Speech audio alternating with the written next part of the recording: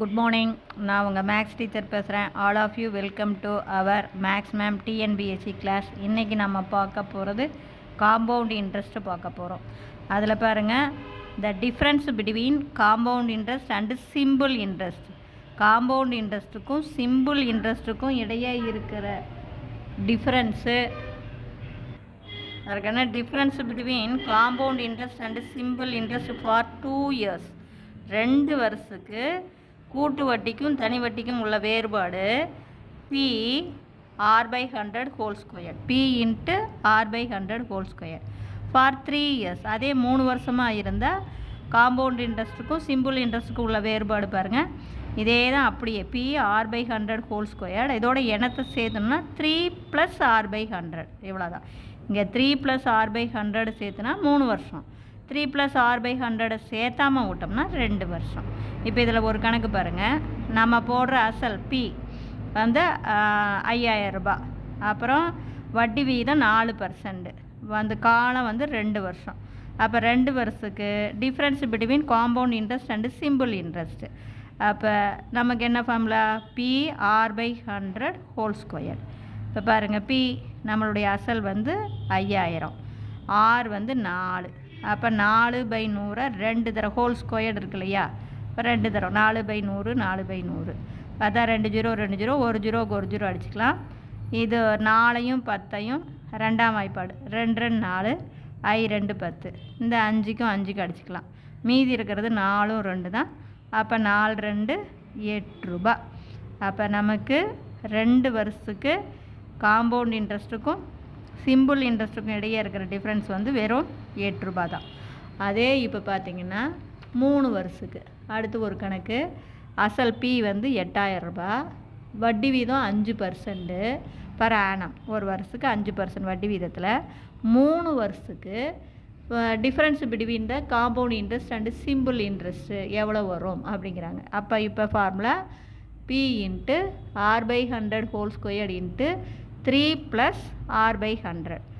அப்போ இப்போ பாருங்கள், 3 வருஷம்னா அந்த 3 + ஆர் பை 100 வரும், 2 வருஷம்னா 3 + ஆர் பை 100 வராது. அப்போ அசல் நமக்கு பி எவ்வளவு 8000, வட்டி வீதம் 5, அப்போ இங்கே ஹோல் ஸ்கொயர் இருக்கனால 5/100 2 தடவை எழுதிக்கிறோம். அப்புறம் 3 + 5/100. இப்போ பார்த்தீங்கன்னா இங்கே அடிச்சுக்கலாம், 1 5 5, இது வந்து 2 5 10 0 20. இப்போ இது கிராஸ் மல்டிபிள் பண்ணுங்கள், 20ஐயும் 3ஐயும் பெருக்குன்னா 60, 60ஓட 1 கூட்டினீங்கன்னா 61/20. அப்போ 8000 இன்ட்டு 5/100 இன்ட்டு 5/100 இன்ட்டு 61/20. இப்போ பார்த்தீங்கன்னா இந்த 2 0 2 0 அடிக்கலாம், 1 0க்கு 1 0 அடிக்கலாம். இது 1 5 5 2 5 10. அதே மாதிரி இங்கே பார்த்தீங்கன்னா இங்கே 20 இருக்குது பார்த்தீங்களா, இது இந்த 5ஆம் வாய்ப்பாட்டெல்லாம் இங்கே அடிச்சுக்கிங்க இல்லைன்னா. 5ஆம் வாய்ப்பாடு 1 5 5 4 5 20. அப்புறம் அதாவது மொதல் 2 0 2 0 அடிச்சிங்க, அப்புறம் 1 0க்கு 1 0 அடிச்சிங்க. அதுக்கு அடுத்தது என்ன பண்ணுறீங்க, இதை வந்து 5, இது 5க்கும் 20க்கும் பாருங்கள் 1 5 5 4 5 20. அதே மாதிரி இந்த 5க்கும் இந்த 10க்கும் 1 5 5 2 5 10. அதுக்கடுத்தது இங்கே பார்த்தீங்கன்னா 4 2 8க்கு 8 அப்படியே அடிச்சுக்கலாம். அப்போ மீதி நமக்கு 61 ரூபாய், எவ்வளவு தான். இது புரியுதா கண்ணு? இப்போ அடுத்த கணக்கு பார்த்தீங்கன்னா கண்ணு, ஃபைண்ட் த டிஃப்ரென்ஸ் பிட்வீன், அதே difference between compound interest and simple interest. Simple இன்ட்ரெஸ்ட்டுக்கும் காம்பவுண்ட் இன்ட்ரெஸ்ட்டுக்கும் டிஃப்ரென்ஸ் கண்டுபிடிக்கணும். ஆன் ருபீஸ் 5000, 5000க்கு ஃபார் 1 year, ஒரு வருஷத்துக்கு அட் 2% பெர் ஆனம், வட்டி வீதம் வந்து 2%. வட்டி வீதம் நமக்கு 2%, ஒரு வருஷத்துக்கு 2% வட்டி வீதத்தில் ஒரு வருஷத்துக்கு 5000 ரூபாய்க்கு காம்பவுண்ட் இன்ட்ரெஸ்ட்டுக்கும் சிம்பிள் இன்ட்ரெஸ்ட்டுக்கும் நம்ம என்ன பண்ணணும், டிஃப்ரென்ஸ் கண்டுபிடிக்கணும்.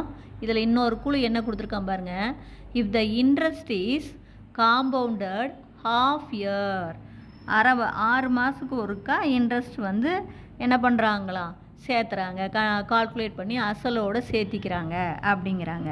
இப்போ இது half year, 6 மாதத்துக்கு ஒருக்கா வட்டி கணக்கு போடுறாங்க. அப்படிங்கும்போது இப்போ அதே ஃபார்முலா தான் நமக்கு டிஃப்ரென்ஸு ரெண்டே ரெண்டு. இப்போ இதை பார்த்தீங்கன்னா ஃபார் 1 இயர், அப்போ ஒரு வருஷத்துக்கு நமக்கு ஹாஃப் இயர் எத்தனை தடவை வரும்? 2 தடவை தான் வருது. அப்போ நமக்கான formula P into R by, நல்லா பார்த்துங்க, 100 ஹோல் ஸ்கொயர்டு தான். ஆனால் இங்கே வந்து நம்ம ஒரு வருஷத்துக்கு 2% அப்படின்னா அப்போ 6 மாதத்துக்கு நமக்கு எத்தனை வரும்? அதில் பாதி 1% தான் வரும். அதை கொஞ்சம் கவனமாக பார்த்துங்க. 100 ஹோல் ஸ்கொயர் இவ்வளவு தான். இப்போ நல்லா பார்த்துக்கணுங்கன்னு, இங்கே பாரு 1 இயர், 1 இயருக்கு எத்தனை ஹாஃப் இயர்? 2 half year. அதனால் நமக்கு ஃபார்முலா என்ன வரும்? P into R by 100 whole square. இங்கே நம்மளுடைய அசல் P வந்து எவ்வளவு?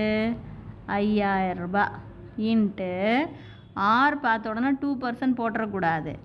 இது வந்து வருஷத்துக்கு 2%.